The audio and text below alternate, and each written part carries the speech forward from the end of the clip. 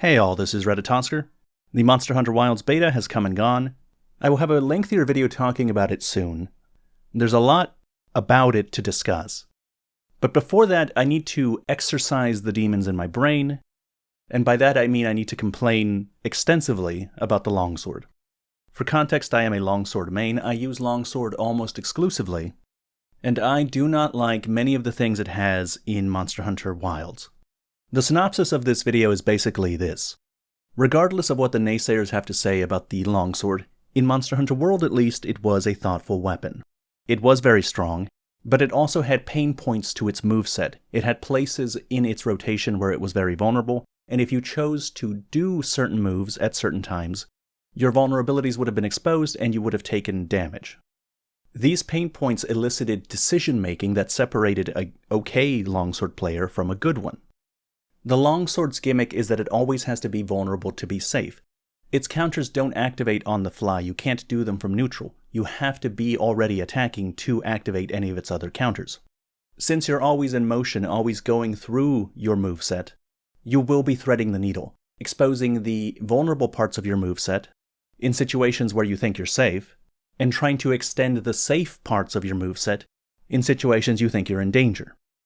I'm going to give more clear examples of this later in the video. In Wilds, though, all of that is gone. Every pain point, every part of the moveset in which you were vulnerable has been removed. It's kind of amazing. The moveset has been carefully studied, and any part of it that was even slightly inconvenient to the player, they took out. Things I never would have even thought about, things I would not have even seen as a weakness. And on top of that, more barriers have been placed to make your strongest attacks easier, safer, and less likely to be interrupted.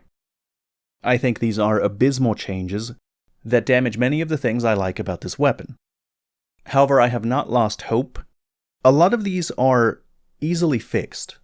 We're still 4 months from release. The problems that the longsword has are not the type that would take a long time to fix. You could fix them right away. All that's really required is that the right people at Capcom are convinced that they are in fact problems, which is what this video is aiming to do. I guess we can start.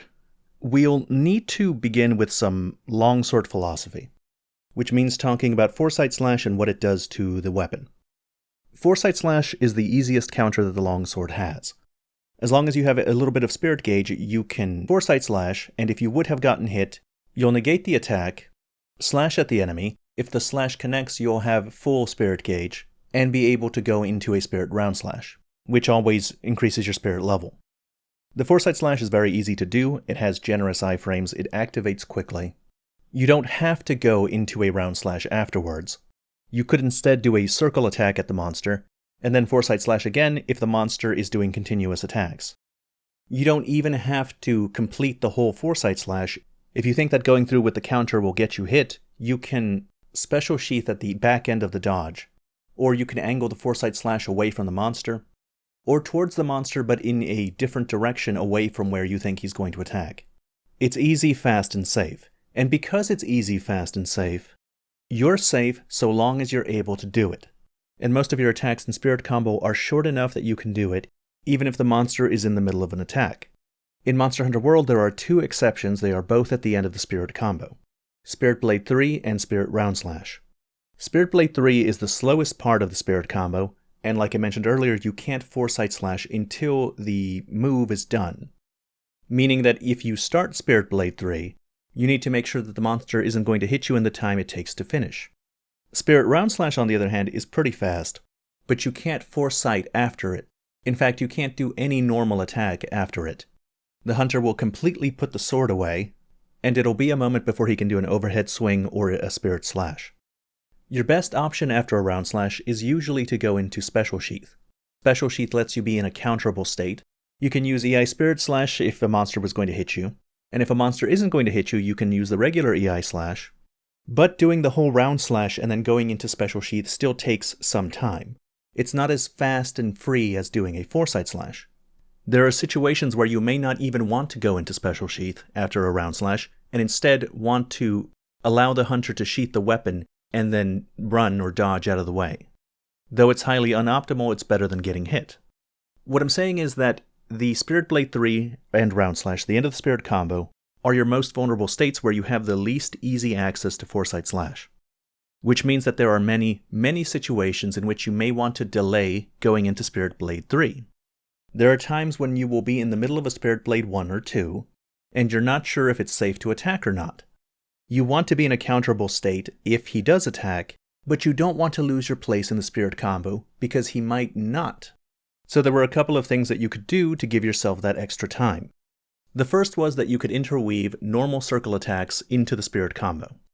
So after Spirit Blade 1, you could press circle, and then still go into Spirit Blade 2, and then press circle again, and then go into Spirit Blade 3. You can't do it after that. You can't do it after Spirit Blade 3, and you can't do it after Round Slash. But it was a useful tool to remain in the Spirit combo and delay the commitment that you would have to put in Spirit Blade 3 and Round Slash. The interweaving attacks could also be useful if you didn't have enough Spirit Gauge to complete the full combo. Those extra 2 hits after Spirit Blade 1 and 2 often gave you enough Spirit Gauge to finish Spirit Blade 3 and 4. The second thing you could do to extend your Spirit combo was to let your Spirit Blades linger. So you could do Spirit Blade 1 and then let the attack linger before you went into Spirit Blade 2, and you can do that for every part of the Spirit combo. The combo would come out slower, but again it helps delay the time before you get to Spirit Blade 3, which can help you make better decisions as to whether you should do a Foresight, go into an EI Spirit Slash, or continue the Spirit combo fully. Better yet, you can use the 2 techniques together to give yourself even more time. This was fun for me. There were decisions to be made, and I felt smart picking the right one. But in Monster Hunter Wilds, every single part of what I just described is gone. And I'm not exaggerating, I really mean all of them. Let me break it down. First of all, the vulnerabilities inherent to Spirit Blade 3 and Round Slash are gone. You can now Foresight Slash out of Spirit Blade 3 after the first 2 slashes. You don't have to wait until the whole thing is done. Meaning that Spirit Blade 3, one of the only pain points in the weapon, is now nearly as safe as any other attack in the Longsword's moveset. As for the Round Slash, most of the things you can't do after one have been removed. You still can't do a Foresight Slash after a Round Slash, but you can do any normal attack without having to sheath your weapon. Remember, in the past your options were let the sword sheath or go into a special sheath. Now you can do a Helmbreaker. You can do an overhead swing, you can do a quick circle attack. So while you may not be able to Foresight Slash directly, you can do a fast circle attack and Foresight Slash immediately after. Basically the same thing. Remember, the whole point of extending your Spirit combo was because Spirit Blade 3 and Round Slash made you vulnerable.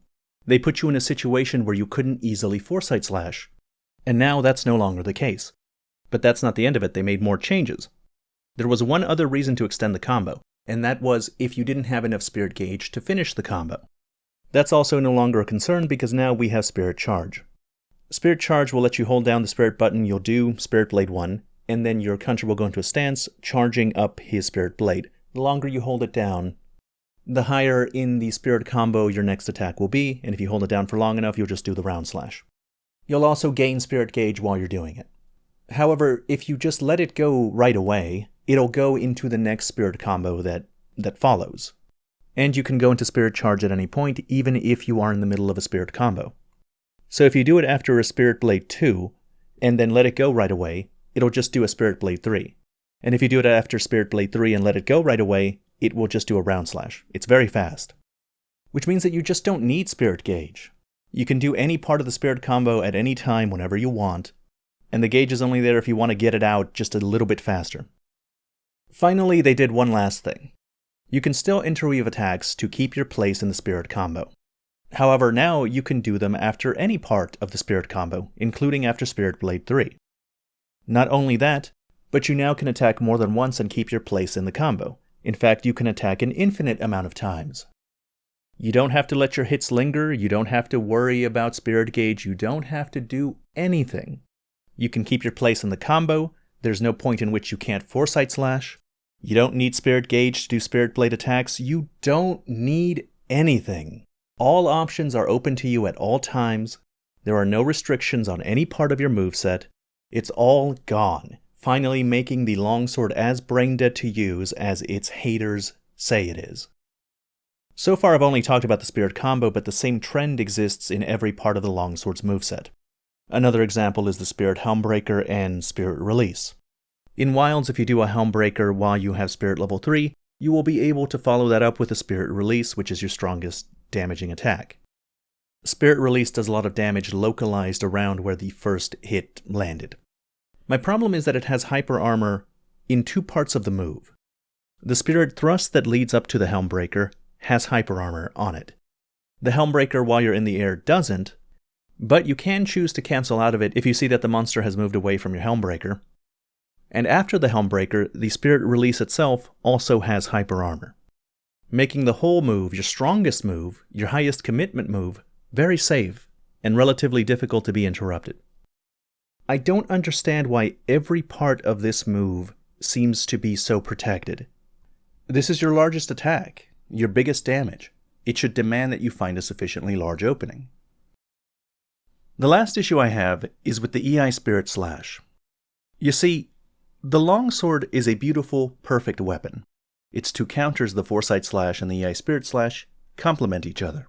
Foresight is a fast, reactive counter, and EI is the slower, stronger, predictive counter.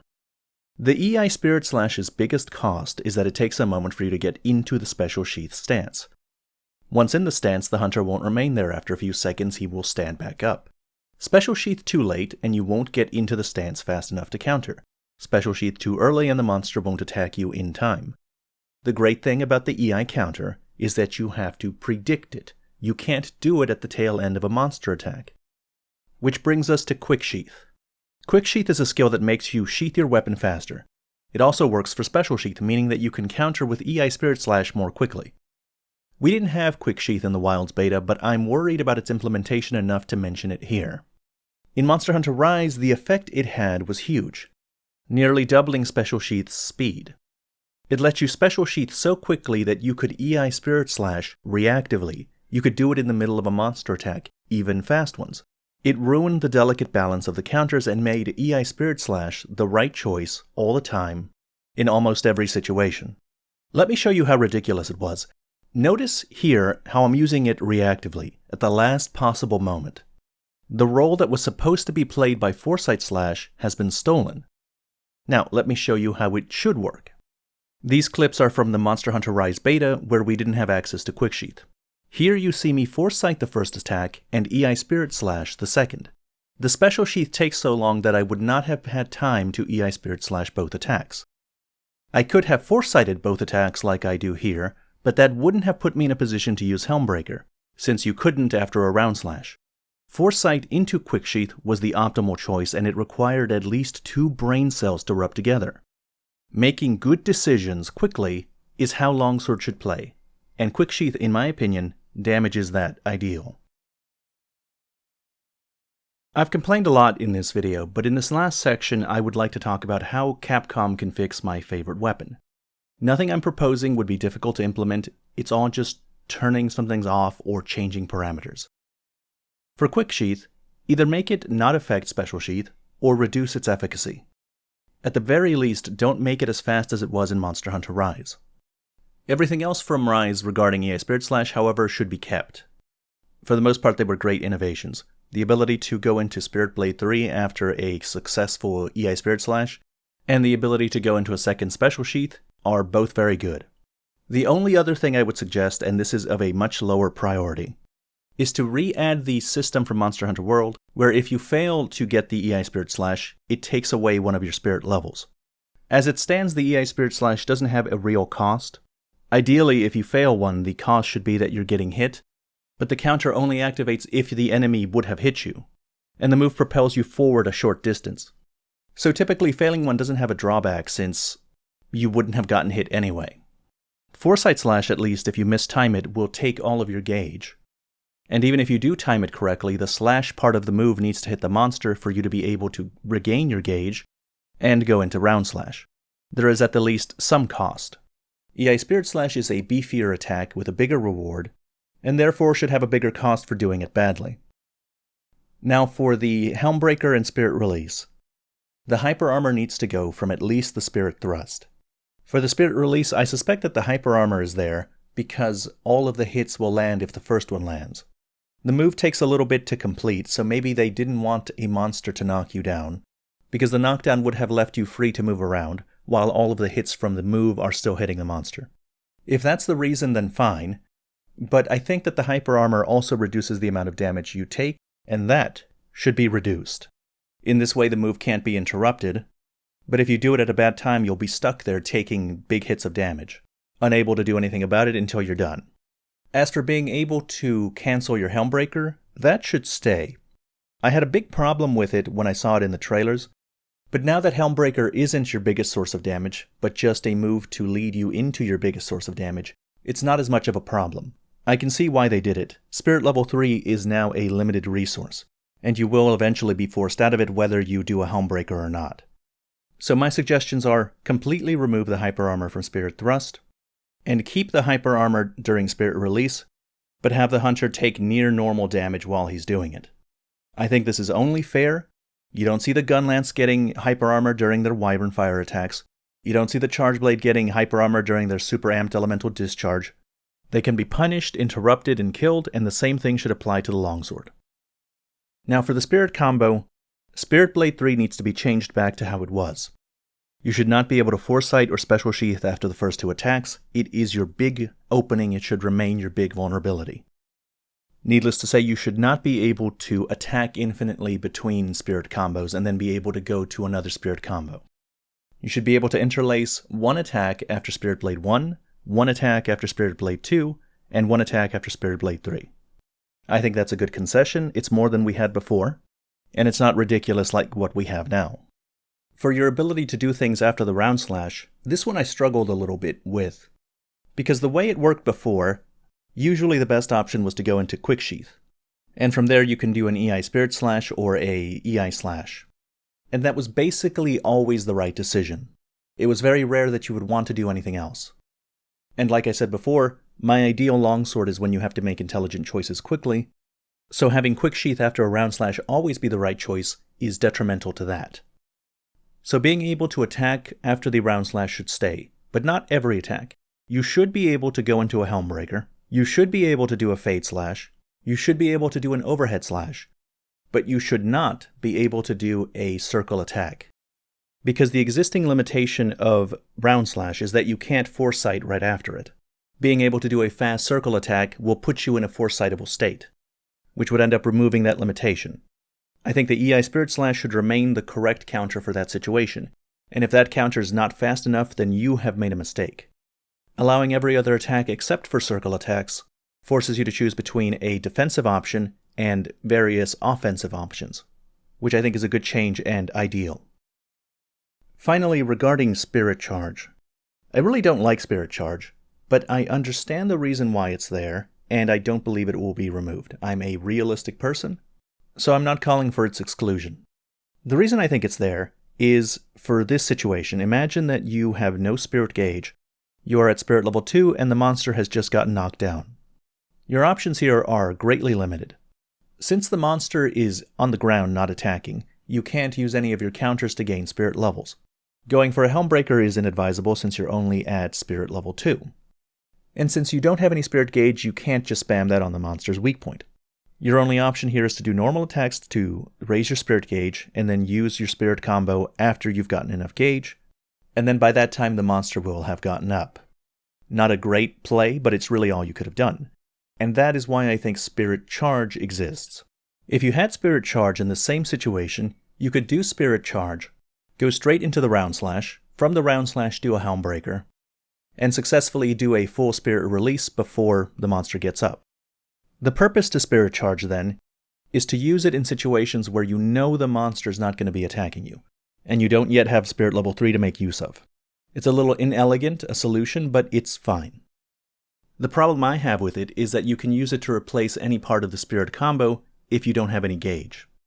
You could be doing the Spirit combo, and then run out of gauge, hold down the Spirit Blade button, and then as soon as it charges quickly release it, and that'll let you do the next hit in the combo.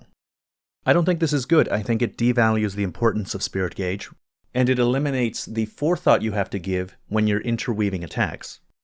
I like noticing that I don't have enough Spirit Gauge to finish the combo, and then deciding to interweave an attack or two in the middle of the combo so I can do the whole Round Slash. Spirit Charge makes that forethought and that mechanic irrelevant, because you don't need the gauge and you'll get to Round Slash faster if you replace Spirit Charge for the last 2 hits of the combo. And that's pretty much it. Those are my recommendations. But I suspect I'll get some pushback to this video. One of the common things people say when you're advocating a nerf is, why are you nerfing things in PvE games? And I'd like to respond to that. A complete answer is outside the scope of this video, but I'll give at least one reason why you should and why developers do nerf things in PvE games. It's because balance is important. It's important for all games, and it doesn't suddenly stop being important just because the game that you're playing is single player. A question like, why nerf things in PvE games, seems to assume that the reason for balance is just so that you don't annoy others in a competitive setting, and that's simply not true. Games are balanced for your sake, for the player's sake. It's so that you have fun. It's a tool to craft an experience. There's no guarantee that a stronger weapon with less limitations will end up providing you with a better experience. This video is a prime example of that. I am going to use the longsword regardless, but I will have a lot less fun with Monster Hunter Wilds if it remains the way it is. I am not advocating for these nerfs to make the weapon less fun for you. I'm advocating them because I think it'll be more fun for me. And frankly, I think it'll be more fun for you in the long run. Anyway, that's the end of this video. If I spend the next 5 years getting made fun of for using longsword, I will blame Capcom, because they will have made the mean things that people say about the weapon true.